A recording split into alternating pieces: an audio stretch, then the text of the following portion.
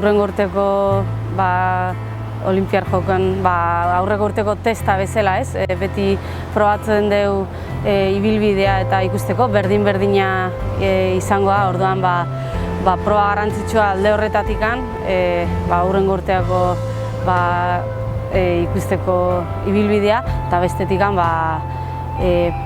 beste probetan baina puntu gehiago daude, eta herrialde askoek hautaketa proba bezala erabiltzen da lasterketa hau, eta maila handiko lasterketa izango da eta garrantzitsua.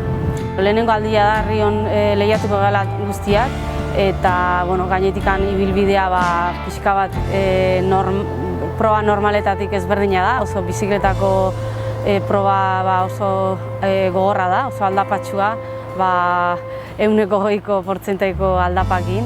Igeriketa ere hondartzan da, irtera hondartzatik, olatuakin, eta lasterketa pixkat ezberdina izango, eta nik uste mundu guztia dagoela pixka bat horrela gogoakin ezagutzeko.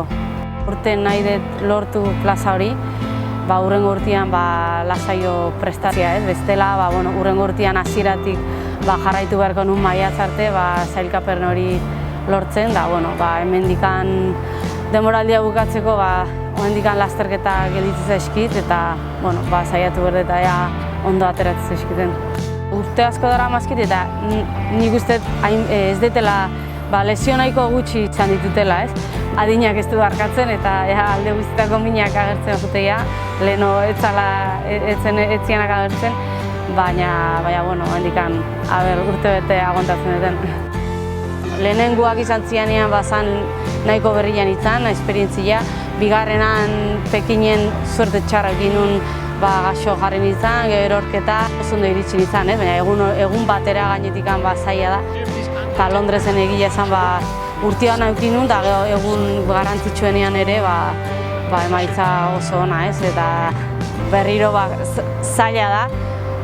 Azkenian gaudez danak eta egun bada, proba bakarra, eta atea inbertzaizu, ez? Baina, saiatuko gara berriro ondo iristen. Gero eta gehiago pixkat kostatzea guztia egiten duzu, eta azkenian egun osua da entrenatzen ila.